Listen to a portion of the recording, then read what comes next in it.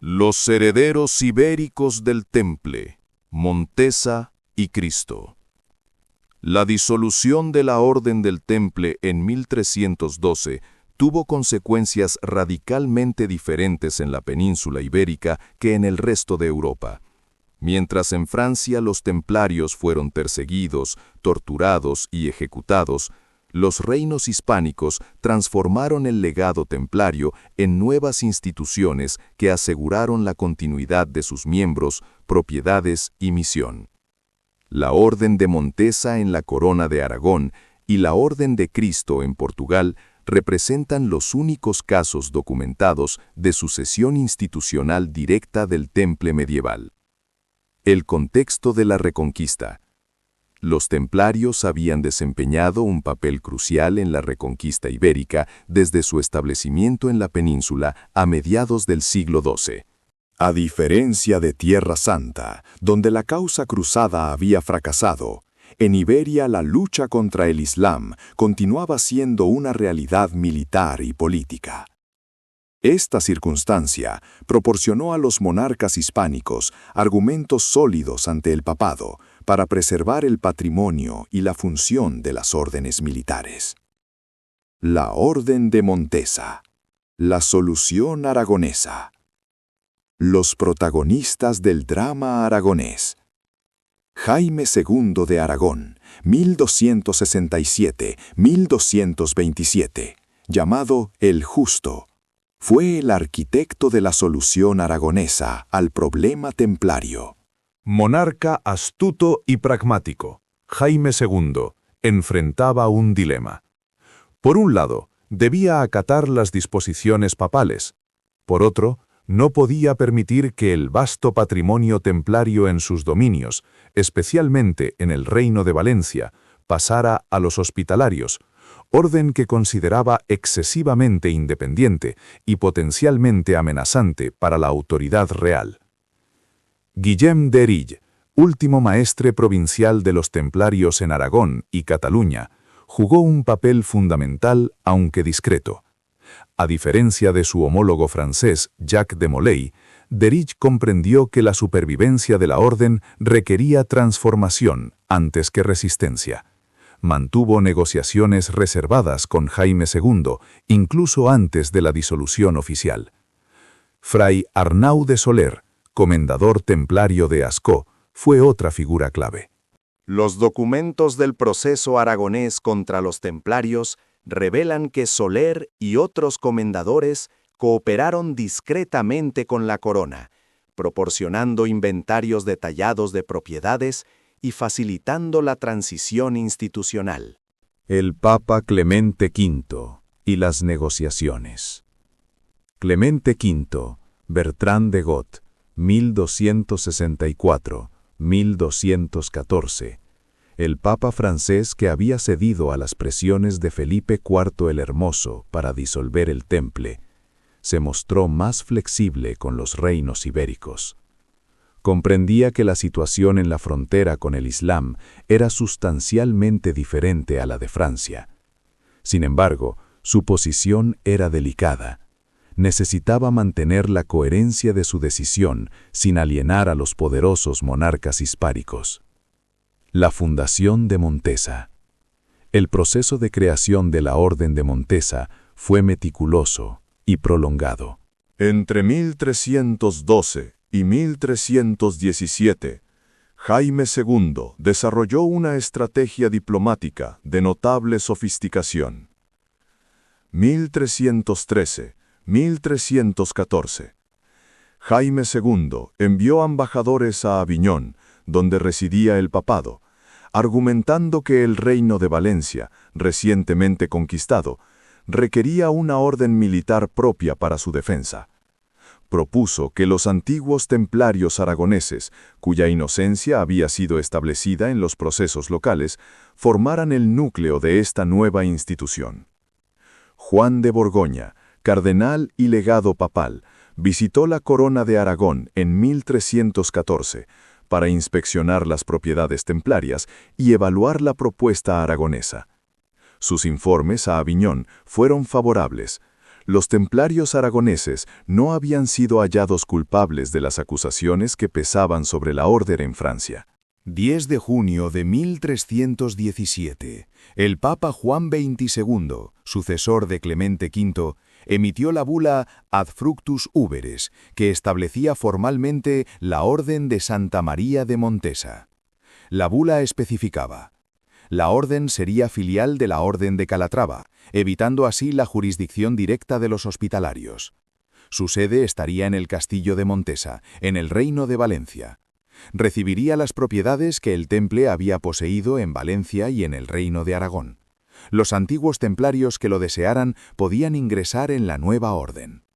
Fray Guillem de Herril, el último maestre provincial templario, declinó liderar la nueva institución, quizás por edad o prudencia. En su lugar, Fray Arnau de Soler fue designado, pero falleció antes de asumir el cargo. Fray Guillem de Mondrodón se convirtió en el primer maestre de Montesa, 1319-1327. Mondrodón había sido comendador templario de Miravet, una de las fortalezas más importantes del temple en Aragón. Su elección simbolizaba perfectamente la continuidad, un templario de rango dirigiendo la orden sucesora. La transición de los templarios. Los registros aragoneses documentan que al menos 22 caballeros templarios ingresaron formalmente en la Orden de Montesa entre 1319 y 1325. Entre ellos destacan Pere de Tous, antiguo comendador de Tortosa; Ramón de Ribes, tesorero provincial del Temple; Berenguer de Cardona, procedente de una familia de la alta nobleza catalana. Estos hombres aportaron no solo sus personas, sino su experiencia militar, administrativa y su conocimiento del territorio valenciano. La Orden de Montesa heredó 43 encomiendas y castillos templarios, incluyendo fortalezas estratégicas como Peñíscola, Ares y Cuya. La Orden de Cristo, la continuación portuguesa. El rey Dionisio I y su estrategia. Dionisio I de Portugal, 1261-1325, llamado el Labrador o el Poeta Rey, fue uno de los monarcas más cultivados de su época. Su respuesta al problema templario fue aún más directa que la de Jaime II. Simplemente transformó el temple portugués en una nueva orden bajo control regio. La posición de Dionisio era particularmente sólida por varias razones. Portugal había completado su reconquista en 1249, pero mantenía una frontera marítima con el norte de África. El temple portugués había sido crucial en la consolidación territorial del reino. Los procesos contra los templarios portugueses no habían encontrado evidencia de herejía. El proceso portugués. Fray Vasco Fernández, maestre provincial del Temple en Portugal, fue sometido a interrogatorio en 1310 por una comisión papal presidida por el arzobispo de Lisboa, Fray Juan Martínez de Soalañes. Los interrogatorios, conservados en el Arquivo Nacional da Torre do Tombo, revelan que los templarios portugueses negaron todas las acusaciones de herejía. Presentaron testimonios de su ortodoxia católica y servicios al reino. Contaron con el apoyo implícito del rey Dionisio. Pedro Arnaldo, comendador de Almourol, testificó extensamente sobre las prácticas religiosas de la orden en Portugal, demostrando su conformidad con la doctrina católica. La fundación de la Orden de Cristo. 14 de marzo de 1319. El Papa Juan XXII emitió la bula Ad Ea Exquibus, que establecía la Orden de los Caballeros de Nuestro Señor Jesucristo, Orden dos Caballeros de Noso Señor Jesucristo. La bula era notable por varios aspectos. Transfería directamente las propiedades templarias portuguesas a la nueva orden. Establecía la sede en Castro Marín, en el Algarve, región fronteriza con el Islam. Posteriormente, 1357, la sede se trasladaría a Tomar, la antigua capital templaria portuguesa. Fray Gil Martínez fue designado primer maestre, 1319-1321. Martínez no había sido templario, lo que proporcionaba una apariencia de nueva fundación. Sin embargo, esta fue una ficción diplomática. La verdadera continuidad. Fray Esteban González Teles, segundo maestre de la Orden de Cristo, 1321-1330, había sido efectivamente comendador templario de Soure. Su nombramiento marcó el inicio de la incorporación masiva de antiguos templarios. Los documentos de Tomar registran que prácticamente la totalidad de los templarios portugueses ingresaron en la Orden de Cristo. Entre los más prominentes, Fray Lourenço Martínez, antiguo comendador de Castelo Branco, se convirtió en comendador de Cristo de la misma plaza. Fray Gonzalo Rodríguez, comendador templario de Monsanto, mantuvo su posición bajo la nueva denominación. Fray Martín González de Maceira, perteneciente a la nobleza, aportó su prestigio familiar. La continuidad fue tan completa que incluso el convento de Cristo en Tomar conservó la estructura arquitectónica, los archivos y el tesoro del antiguo convento templario. La rotonda del templo, modelada sobre la iglesia del Santo Sepulcro de Jerusalén, permaneció como centro litúrgico de la nueva orden. Las diferencias y similitudes. Montesa, control regio aragonés. La Orden de Montesa nació subordinada a la corona aragonesa, más estrechamente que lo había estado el temple. Los maestres requerían confirmación real. La orden participaba en las campañas militares determinadas por el rey. Su patrimonio estaba sujeto a fiscalización regia. Jaime II y sus sucesores utilizaron Montesa como instrumento de consolidación territorial en Valencia. Alfonso IV de Aragón, 1327-1336, confirmó los privilegios de Montesa en 1328, vinculándola estrechamente a la defensa costera contra la piratería berberisca. Cristo, instrumento de expansión portuguesa. La Orden de Cristo adquirió un carácter único bajo el impulso de sucesivos monarcas portugueses. Alfonso IV de Portugal, 1325-1357, trasladó la sede a Tomar y reforzó el carácter marítimo de la orden. Juan I de Portugal, 1385-1433, nombró a su hijo, el infante Enrique el Navegante, 1394-1460, maestre de la Orden de Cristo en 1417. Este nombramiento fue transformador. Enrique utilizó los recursos de la Orden para financiar las exploraciones atlánticas. Las carabelas portuguesas llevaban la cruz paté de la Orden de Cristo en sus velas. Los beneficios del comercio africano y asiático enriquecieron la orden. Los territorios descubiertos se consideraban bajo jurisdicción espiritual de Cristo. Vasco da Gama, 1469-1424, era caballero de la Orden de Cristo cuando emprendió su viaje a la India, 1497-1499. Pedro Álvares Cabral, 1467-1020, descubridor de Brasil, era comendador de la Orden. La Orden de Cristo se convirtió así en vehículo del imperialismo portugués, transformando la herencia templaria de lucha por Jerusalén en expansión global. Figuras transitorias clave. En Aragón, Berenguer de Cardona, templario que ingresó en Montesa, ejemplifica la continuidad nobiliaria. Los Cardona eran una de las casas más poderosas de Cataluña.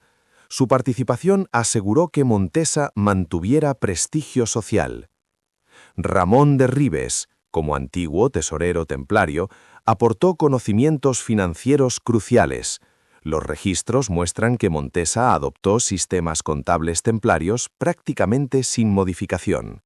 En Portugal, Fray Lourenço Anes, quien sirvió tanto al Temple como a Cristo, dejó un testimonio escrito, conservado fragmentariamente, sobre la transición, describiendo cómo la cruz roja del Temple fue sustituida por la cruz blanca de Cristo, sin que cambiara el corazón de quienes la portaban.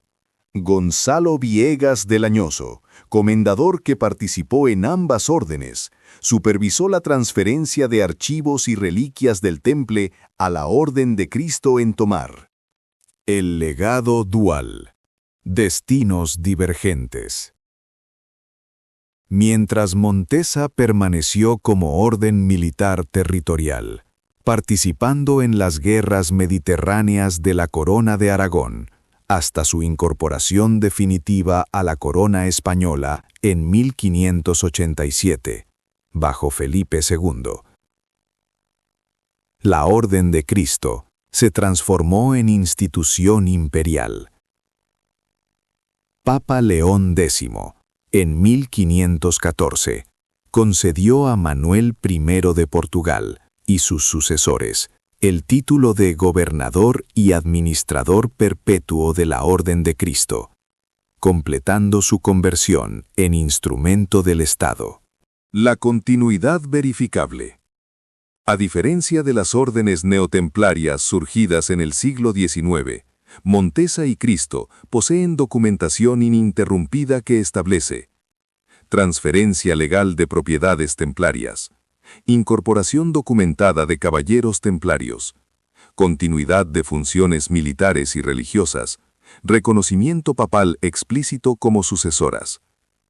Los archivos del Archivo de la Corona de Aragón, el Archivo Nacional da Torre do Tombo en Lisboa y los fondos vaticanos contienen miles de documentos que trazan esta transición, año por año, persona por persona, propiedad por propiedad. Conclusión. La transformación del Temple en Montesa y Cristo representa un fenómeno histórico único, la refundación institucional exitosa de una orden disuelta bajo presión política. Los reyes Jaime II y Dionisio I demostraron notable habilidad diplomática, convirtiendo una crisis en oportunidad. Los templarios ibéricos, a diferencia de sus hermanos franceses, no perecieron en hogueras, sino que adaptaron su misión a nuevas realidades políticas. Guillem de Herril, Vasco Fernández, Guillem de Mondrodón, Lourenço Martínez y decenas de caballeros anónimos representan el eslabón humano de esta continuidad. Sus vidas encarnaron la transición de una edad a otra, del ideal cruzado internacional al servicio de monarquías nacionales emergentes. La Cruz Roja del Temple dio paso a la Cruz de Montesa y a la Cruz Blanca de Cristo, pero el espíritu de las órdenes militares medievales pervivió, transformado pero reconocible, en las instituciones que heredaron su legado material y espiritual.